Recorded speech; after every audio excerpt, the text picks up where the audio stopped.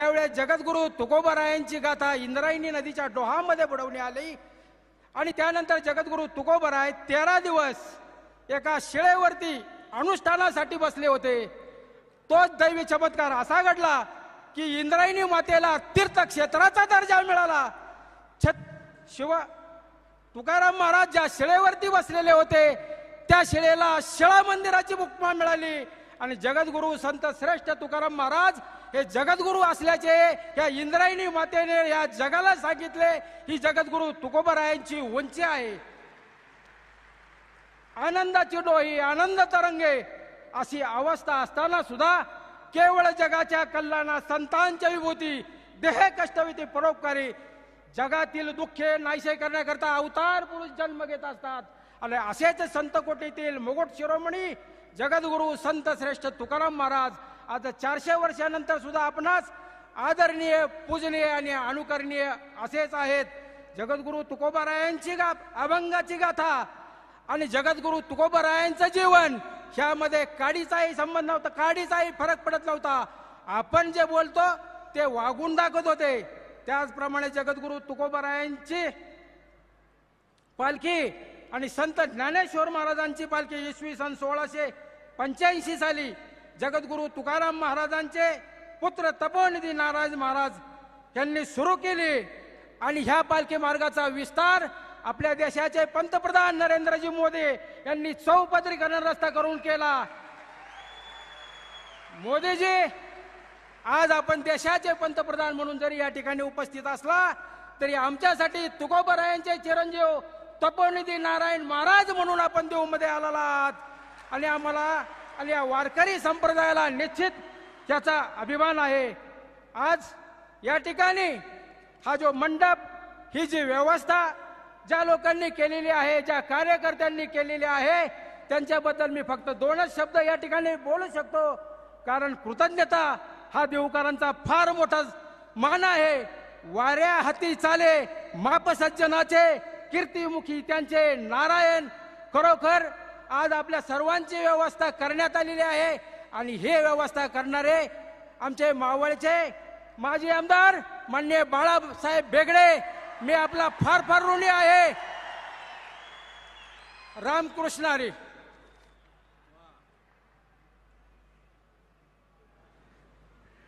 धन्यवाद नितीन महाराज.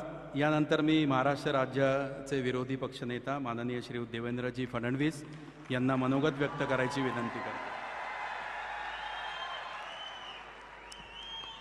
बोला पुंडलिक वरदा हरी विठ्ठल श्री ज्ञानदेव तुकाराम पंढरीनाथ भगवान की जय. माऊली ज्ञानेश्वर महाराज की, जगद्गुरु तुकाराम महाराज की, भारत माता की, छत्रपती शिवाजी महाराज की. आज खरं म्हणजे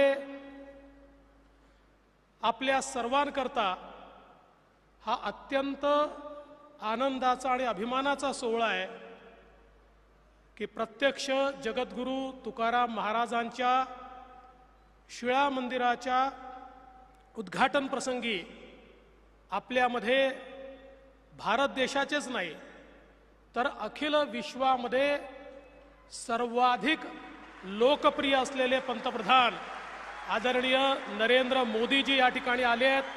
मी त्यांचं स्वागत करतो.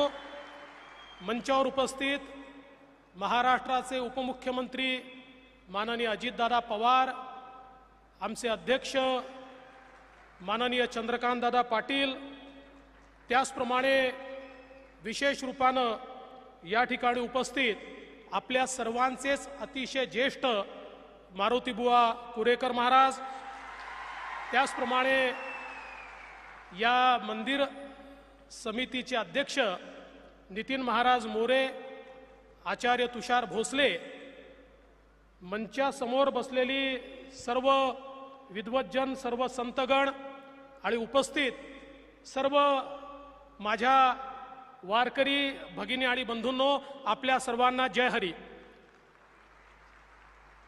मी स्वतःला अतिशय भाग्यशाली समजतो कदाचित मागच्या जन्मात कुठली तरी पुण्याई केली असेल, म्हणून आज या मंदिराच्या उद्घाटन प्रसंगी माननीय मोदीजींसोबत मला देखील उपस्थित राहता आलं.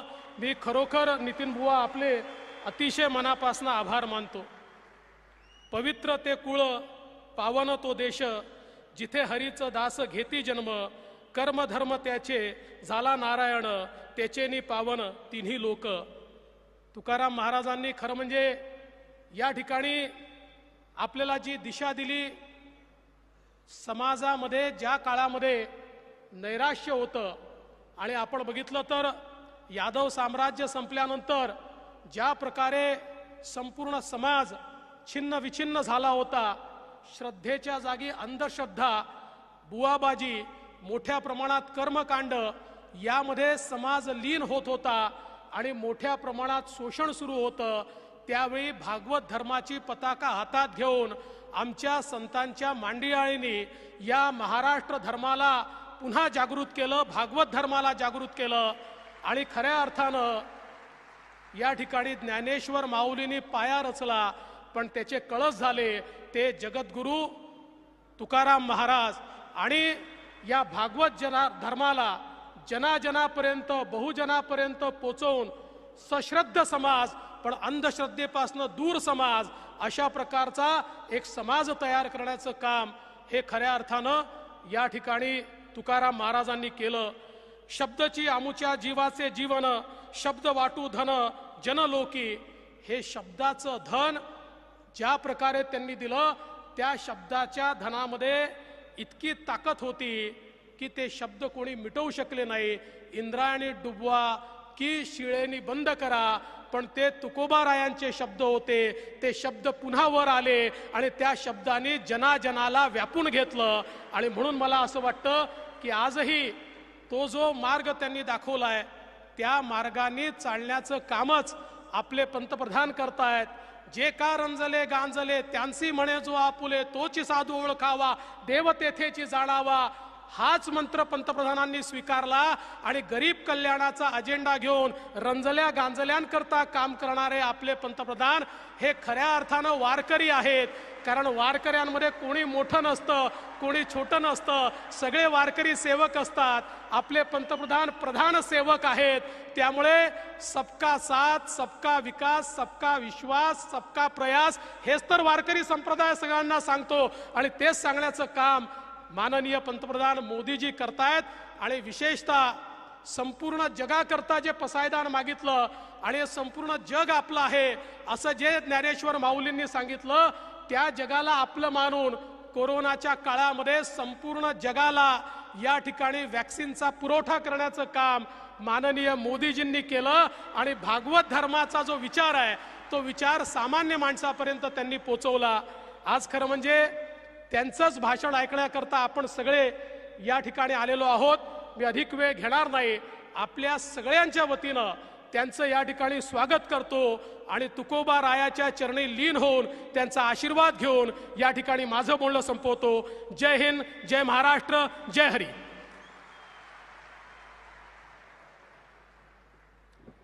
निवृत्ती ज्ञानदेव सोपान मुक्ताई एकनाथ नामदेव तुकाराम ईश्वरनिष्ठांच्या मांदियाळीमध्ये 18 पगड जातींना सामावून घेणारा पंढरपूरचा विठ्ठल, ज्याच्यामध्ये नरहरी सोनार आहे, सावता माळी आहेत आणि चोखोबा आहेत. संत चोखामेळा व परिवार यांची सार्थ अभंग गाथा याचं विमोचन यानंतर माननीय पंतप्रधान नरेंद्रजी मोदी यांच्या शुभहस्ते होणार आहे, ज्याची निर्मिती केलेली आहे संत चोखामेळा अध्यासन केंद्र पुणे आणि विवेक व्यासपीठ पुणे यांनी. संपादक डॉक्टर ओम श्री दत्तोपासक. श्री संत चोखामेळा व परिवार सार्थ अभंग गाथेचं विमोचन माननीय पंतप्रधान नरेंद्रजी मोदी यांनी करावं अशी नम्र विनंती.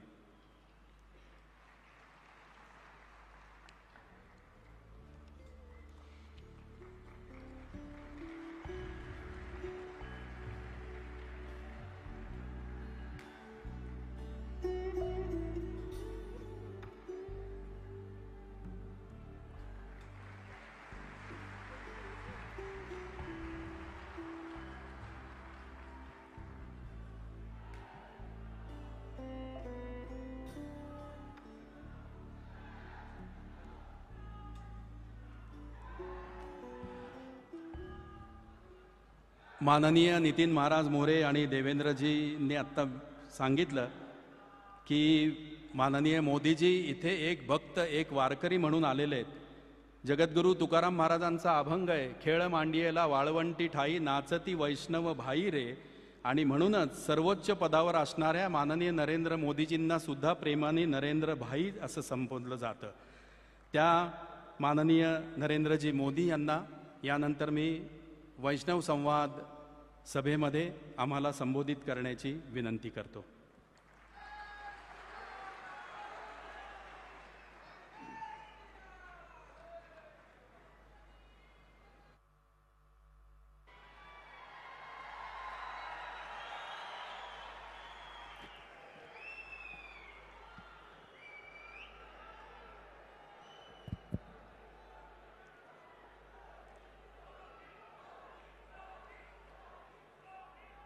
श्री विठ्ठलाय नमः.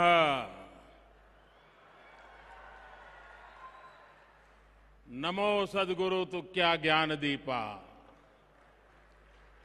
नमो सद्गुरु सच्चिदानंद रूपा. नमो सद्गुरु भक्त कल्याण मूर्ति.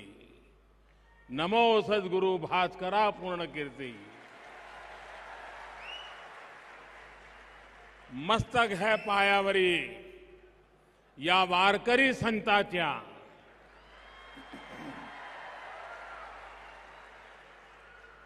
महाराष्ट्र के उप मुख्यमंत्री श्री अजित पवार जी, प्रतिपक्ष नेता श्री देवेंद्र फडणवीस जी,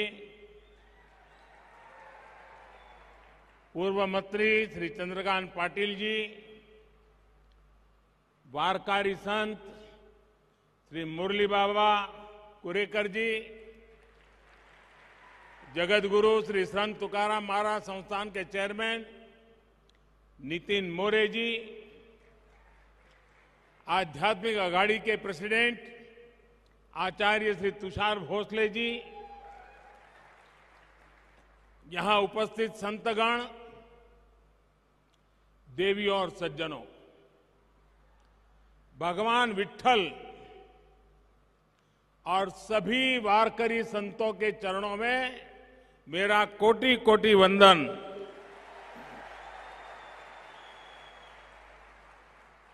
हमारे शास्त्रों में कहा गया है कि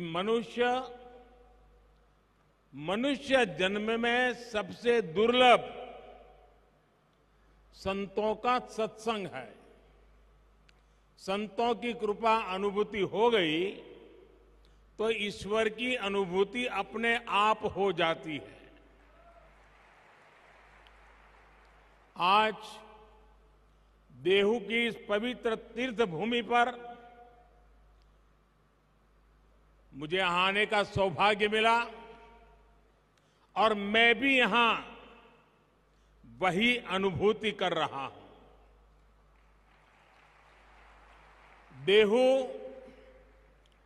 संत शिरोमणि जगतगुरु तुकाराम जी की जन्मस्थली भी है, कर्मस्थली भी है.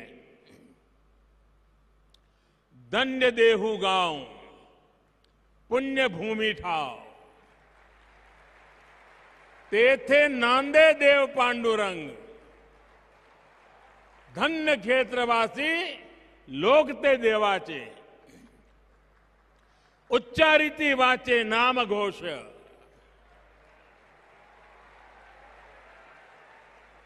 देहू में भगवान पांडुरंग का नित्य निवास भी है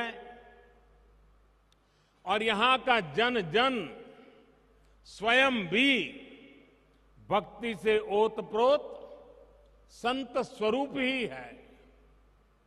इसी भाव से मैं देहू के सभी नागरिकों को, मेरी माताओं बहनों को आदरपूर्वक नमन करता हूं. अभी कुछ महीने पहले ही मुझे पालकी मार्ग में 2 राष्ट्रीय राजमार्ग को 4 लेन करने के लिए शिलान्यास का अवसर मिला था. श्री संत ज्ञानेश्वर महाराज पालकी मार्ग का निर्माण 5 चरणों में होगा और संत तुकाराम महाराज पालकी मार्ग का निर्माण 3 चरणों में पूरा किया जाएगा।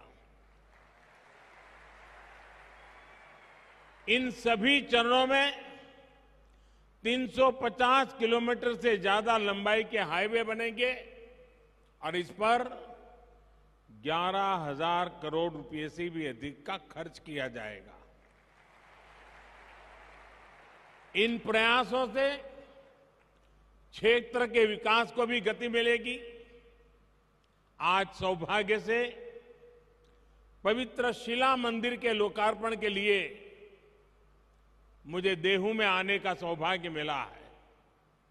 जिस शिला पर स्वयं संत तुकाराम जी ने 13 दिनों तक तपस्या की हो, जो शिला संत तुकाराम जी के बोध और वैराग्य की साक्षी बनी हो, मैं मानता हूं कि वो सिर्फ शिला नहीं, वो तो भक्ति और ज्ञान की आधारशिला स्वरूप है। देहू का शिला मंदिर न केवल भक्ति की शक्ति का एक केंद्र है, बल्कि भारत के सांस्कृतिक भविष्य को भी प्रशस्त करता है। इस पवित्र स्थान का पुनर्निर्माण करने के लिए मैं मंदिर न्यास और सभी भक्तों का हृदयपूर्वक अभिनंदन करता हूं, आभार व्यक्त करता हूं।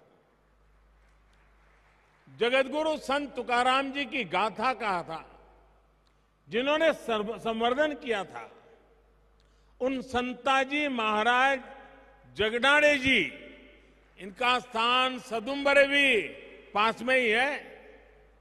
मैं उनको भी नमन करता हूं। साथियों, इस समय देश अपनी आजादी का अमृत महोत्सव मना रहा है। हमें गर्व है कि हम दुनिया की प्राचीनतम जीवित सभ्यताओं में से एक है। इसका श्रेय अगर किसी को जाता है तो भारत की संत परंपरा को है, भारत के ऋषियों मनीषियों को है। भारत शाश्वत है क्योंकि भारत संतों की धरती है। हर युग में हमारे यहां देश और समाज को दिशा देने के लिए कोई न कोई महान आत्मा अवतरित होती रही है। आज देश संत कबीरदास की जयंती मना रहा है। ये संत ज्ञानेश्वर महाराज, संत निवृत्तिनाथ महाराज, संत सोपन देव और बहन आदिशक्ति मुक्ताबाई जैसे संतों की समाधि का 725वां वर्ष भी है। ऐसी महान विभूतियों ने हमारी शाश्वतता को सुरक्षित रखकर भारत को गतिशील बनाए रखा। संत तुकाराम जी को तो संत बहिणाबाई ने संतों के मंदिर का कलश कहा है। उन्होंने कठिनाई और मुश्किलों से भरा जीवन जिया। अपने समय में उन्होंने अकाल जैसी परिस्थितियों का सामना किया। संसार में उन्होंने भूख देखी, भूखमरी देखी। दुख और पीड़ा के ऐसे चक्र में जब लोग उम्मीद छोड़ देते हैं, तब संत तुकाराम जी समाज ही नहीं बल्कि भविष्य के लिए भी आशा की किरण बनकर उभरे। उन्होंने अपने परिवार की संपत्ति को लोगों की सेवा में समर्पित कर दिया। ये शिला उनके उसी त्याग और वैराग्य की साक्षी है। साथियों, संत तुकाराम जी की दया, करुणा और सेवा का वो बोध उनके अभंगों के रूप में आज भी हमारे पास है। इन अभंगों ने हमारी पीढ़ियों को प्रेरणा दी है। जो भंग नहीं होता, जो समय के साथ शाश्वत और प्रासंगिक रहता है, वही तो अभंग होता है।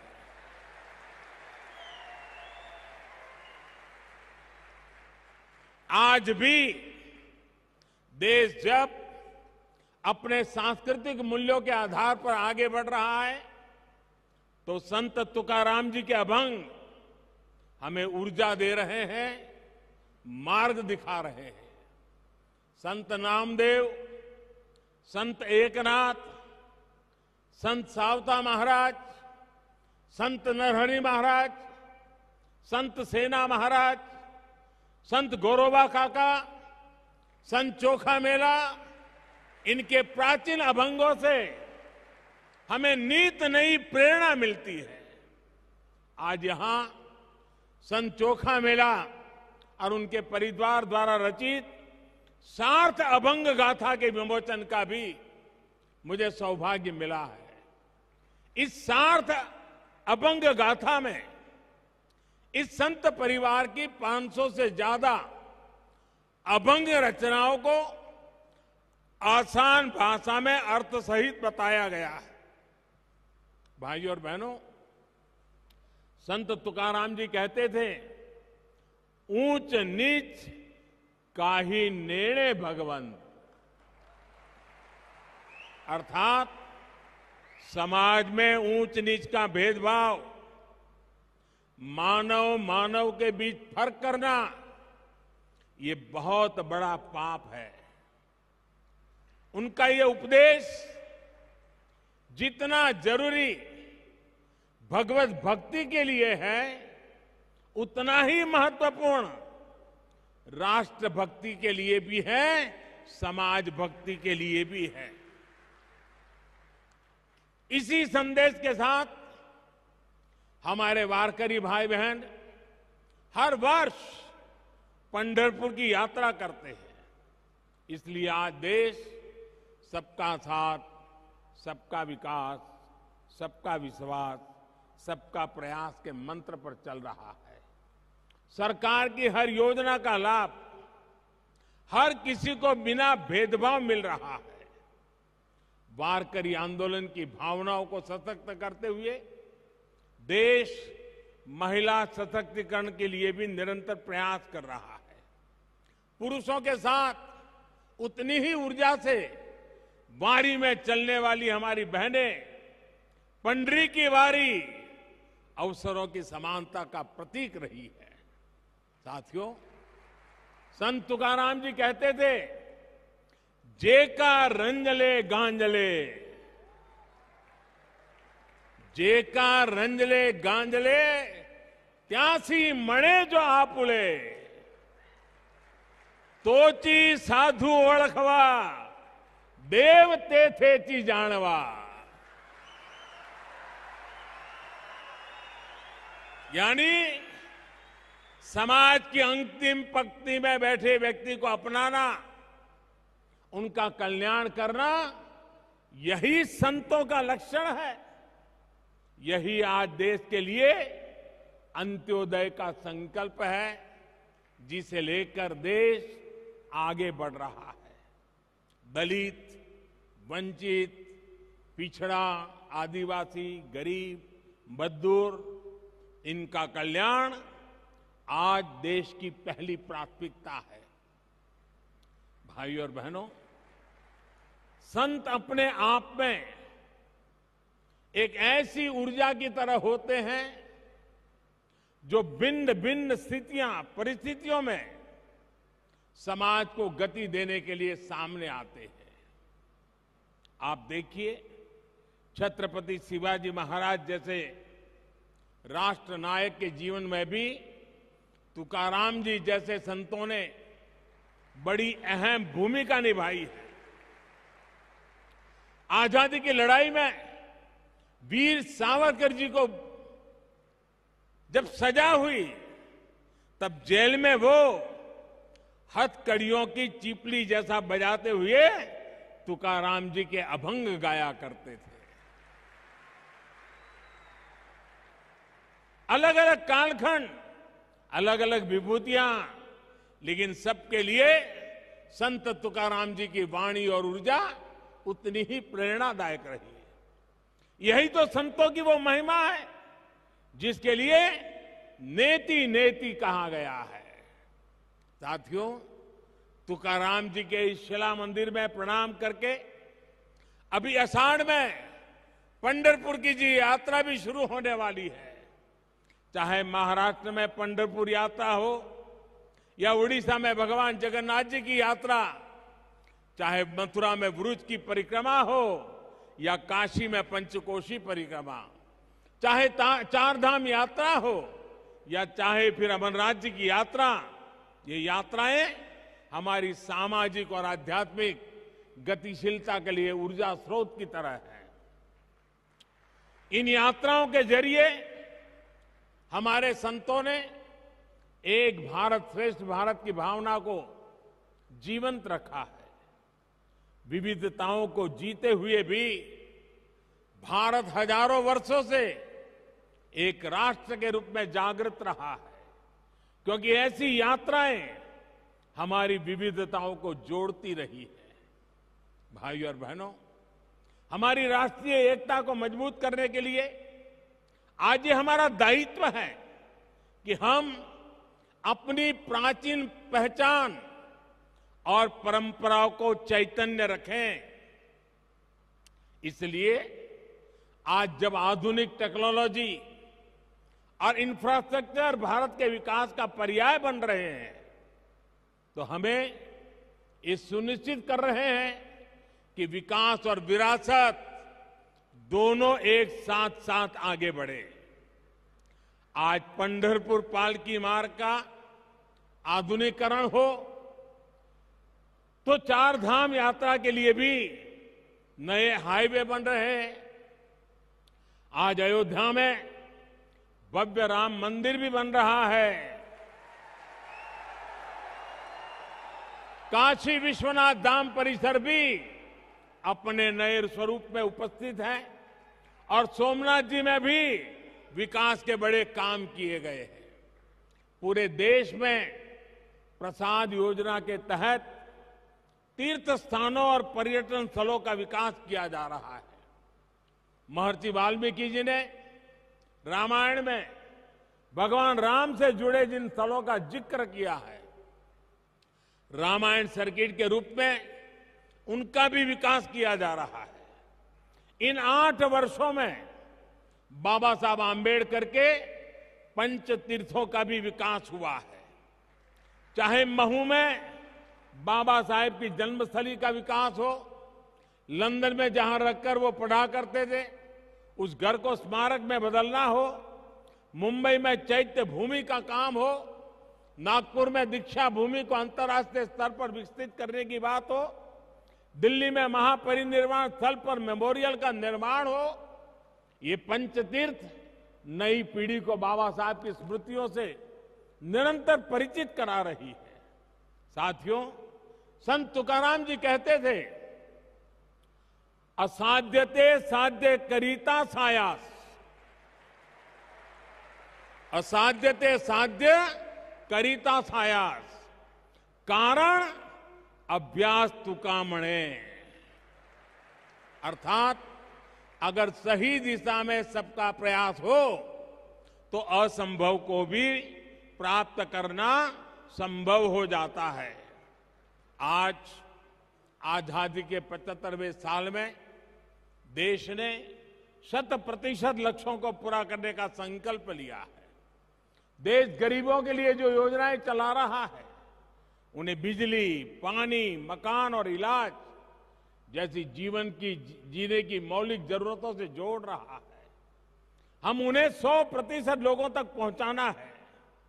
इसी तरह देश ने पर्यावरण, जल संरक्षण और नदियों को बचाने जैसे अभियान शुरू किए हैं। हमने स्वस्थ भारत का संकल्प लिया है। हमें इन संकल्पों को भी 100% पूरा करना है। इसके लिए सबके प्रयास की, सबकी भागीदारी की जरूरत है। हम सभी देश सेवा के इन दायित्वों को अपने आध्यात्मिक संकल्पों का हिस्सा बनाएंगे तो देश का उतना ही लाभ होगा। हम प्लास्टिक मुक्ति का संकल्प लेंगे, अपने आसपास झीलों, तालाबों को साफ रखने का संकल्प लेंगे तो पर्यावरण की रक्षा होगी। अमृत महोत्सव में देश ने हर जिले में 75 अमृत सरोवर बनाने का भी संकल्प लिया है। इन अमृत सरोवरों को आप सभी संतों का आशीर्वाद मिल जाए, उनके निर्माण में आपका सहयोग मिल जाए तो इस कार्य की गति और बढ़ जाएगी। देश इस समय प्राकृतिक खेती को भी मुहिम के रूप में आगे बढ़ा रहा है। ये प्रयास वारकरी संतों के आदर्शों से जुड़ा हुआ है। हम कैसे प्राकृतिक खेती को हर खेत तक ले जाएं, इसके लिए हमें मिलकर काम करना होगा। अगले कुछ दिन बाद अंतर्राष्ट्रीय योग दिवस भी आने वाला है। आज जिस योग की दुनिया में धूम है, वो हमारे संतों की ही तो देन है। मुझे विश्वास है आप सब योग दिवस को पूरे उत्साह से मनाएंगे और देश के प्रति इन कर्तव्यों का पालन करते हुए नए भारत के सपनों को पूरा करेंगे। इसी भाव के साथ मैं मेरी वाणी को विराम देता हूं और मुझे जो अवसर दिया, जो सम्मान दिया, इसलिए आप सबका सर झुका करके अभिनंदन करता हूं, धन्यवाद करता हूं। जय जय रामकृष्ण हरि, जय जय रामकृष्ण हरि,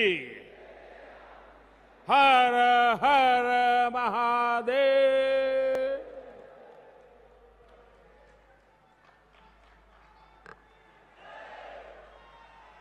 जगद्गुरू श्री संत तुकाराम महाराज संस्थान श्री क्षेत्र देहूच्या वतीने या समारंभाला उपस्थित राहिलेले माननीय पंतप्रधान नरेंद्रजी मोदी, माननीय नामदार अजितदादा पवार, विरोधी पक्षनेते देवेंद्रजी फडणवीस, माननीय चंद्रकांतदादा पाटील, आदरणीय शांतीब्रह्म हरिभक्तपरायण मारुती बाबा कुरेकर आणि आचार्य तुषारजी भोसले या सर्व मान्यवरांचे आम्ही खूप मनपूर्वक आभार मानतो।